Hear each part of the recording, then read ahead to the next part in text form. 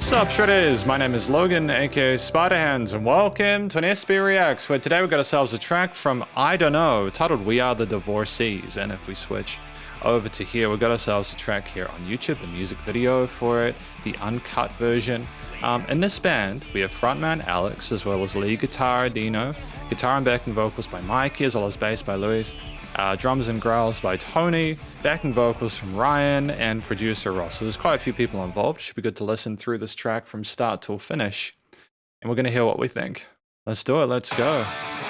Straight to it.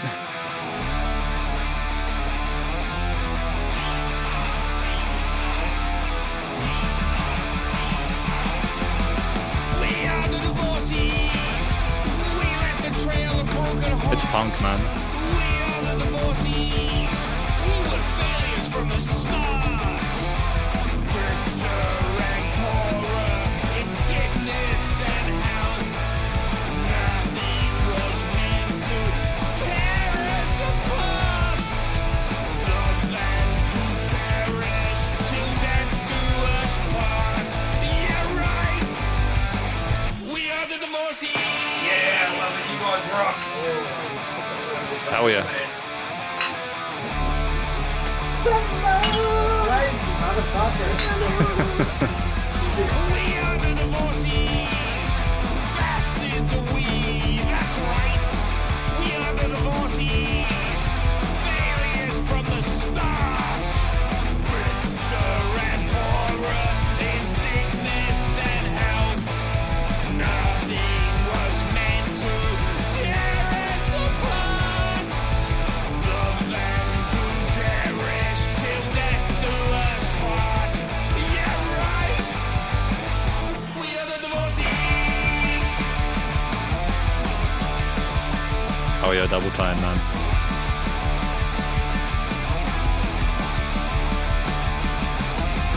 We are the divorcees.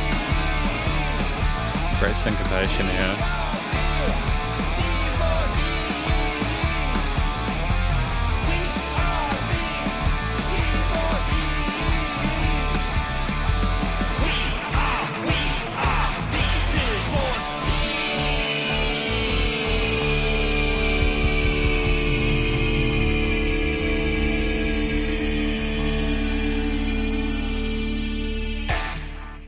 Oh yeah, man. That was genuinely sick. I enjoyed my time with that. I love the attitude behind it.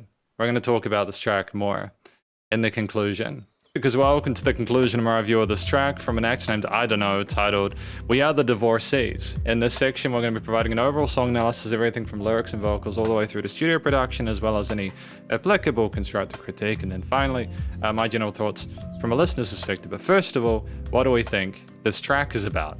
I think it's about the band kind of singing about how they are the divorcees. We thought everything was going to be happily ever after. Yeah, right. And there's this wonderful sense of humor to it. It's kind of sardonic in its approach to the way that we kind of like to, it's kind of sarcastic, you know. I dig that. I think that in this situation where like that's occurred, like what can you really do?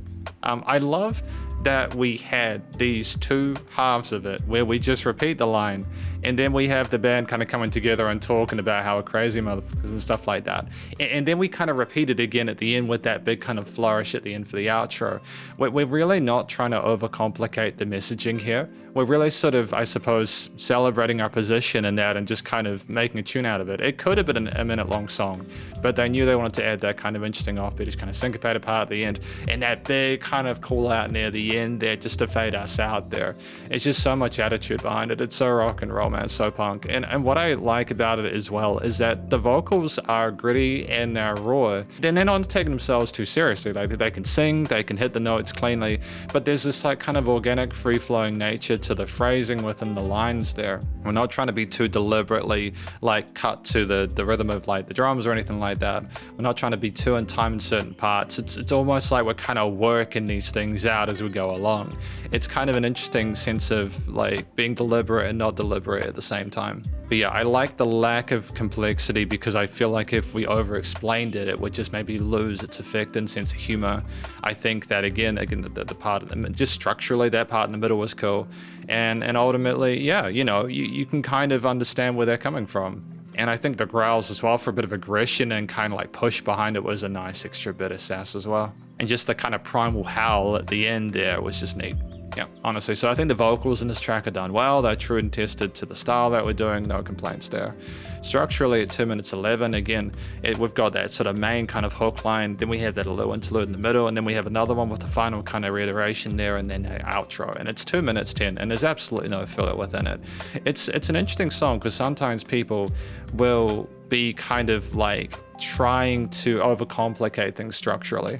And to be fair, you do have like these two riffs per side there, with the palm mutes in the first ones and a dun da dun da dun dun da dun. You have like different grooves per part of these halves. I mean, you start with that kind of grinding distorted guitar riff at the beginning there, and you kind of crescendo with the snare fill there, and it's a nice intro there. We would kind of sit there with the kind of feistiness of those guitars for a bit, and we kind of get a feeling before we get into the thick of it. And we have the chanted we are before we get into the main crux of it there to kind of give you a hint of what's to come. Like everyone's kind of chanting it in unison, like you got that kind of crowd thing. And it's filmed in a live performance as well, which I think is genuinely neat. But there's a nice kind of tightness to the chugged palm muting there.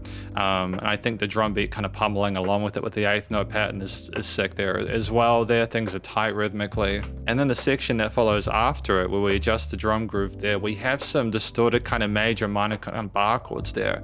Or we might have some modulated major chords, but it's just kind of sarcastic in that point, having those happy chords with that kind of fizz over it. You have those kind of vocal cracks with the tear us apart, you know, it's just, yeah, it's kind of visceral in a way. What I kind of dig as well, like throughout that section there, we've just had a really satisfying loop between the A and B riff. We have like a filtered guitar part, if I'm not mistaken. It could be the same kind of processing, but like taking away a bit of the low end when you have the bottles clinking and the people talking in the middle, kind of lessens the intensity and adds a sense of dynamic range to it. It was also cool to have the Foley and the extra recording there, like hearing them in live, you know. I should note that the bass is pretty well behaved in this. Like they handled themselves well in terms of the groove and pace and rhythm of it. They're a nice support in the low end there, and they come in when they need to, nice and thick and full, not overcomplicated. I think at that 128 minute mark though, I'm glad that we did go double time with that, because I feel like you would have maybe had a good sort of understanding of what the riffs were at that point.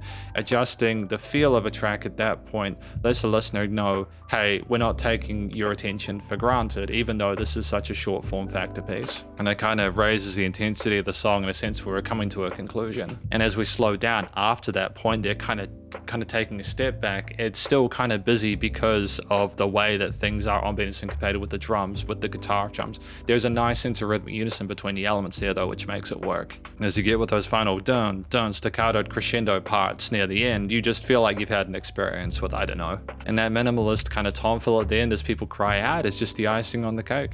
So yeah, I think the structure is well fleshed out. It's one of those tracks where like in the first listen, you kind of absorb it and you feel like it's relatively minimalist, but these little kind of changes you go through it compositionally, which are quite special. But yeah, ultimately, I think with both the expression of the vocalist, the expression was awesome. Again, I love the attitude behind it, the authenticity behind it, as well as the messaging, as well as the style of music, as well as the distorted guitar tones, the kind of way we're sort of rolling with things, the drum and bass grooves as well. Everything is quite well connected. There's no filler, and it's a tight performance. You know, generally overall, it's a tight performance. There's great chemistry between the members. They're no out of place. It's just a really raw performance. I think that's what they were going for. It's just the band rocking out punk style. You know, you can't. Yeah, it's great. Thematically minor oriented, and I think that makes sense considering the subject matter. You do have the major chords again, which are a bit sarcastic and stuff like that as well, which I appreciate. And it's nice to have different chord progressions within the song as well, to not again just have one idea that's repeated on loop there.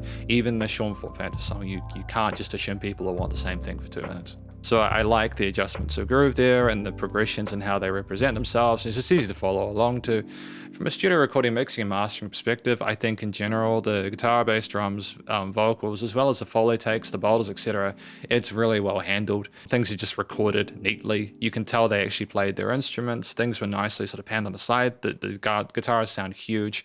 The drums and bass sound punchy as well, and the vocals aren't overproduced there. They clearly hit the notes they need to. They're not choked by processing or trying to sort of like sterilize it. It's nice and raw and organic. There's no weird resonant frequencies in the frequency spectrum. There is dynamic range, and not a lot. It's tightly glued, but there is enough to not make it feel choked. And it's nice and loud without pumping, so the bus compression and limiting is handled. No applicable constructive critique, honestly. I think it's the kind of song where, like, if you'd gone for 3 minutes, from a final general listener's perspective, if this song had gone for longer than 2 minutes, I feel like it would have been too much, because you kind of got the idea of what the track was about from the first minute. Adjusting the instrumental parts in the later half and kind of, you know, chopping the kind of vocalization of it in the second part was good. And I'm glad that they were aware of how much they needed to have there in order to make it work. Ultimately though, I wish everyone involved the best of luck in future, great first impression with the band. Because thank you for watching my review of this track, titled We Are the Divorcees from iDunnö. Hopefully you enjoyed it. If you did, please do go show them some love via the various social medias and the YouTube page, and stay cool and stay safe, and please remember to support your local musicians and artists at this point in time, as need the help more than ever with all the crazy stuff going on in the world. And I will catch you in the next SB Reacts. Spiderhands out.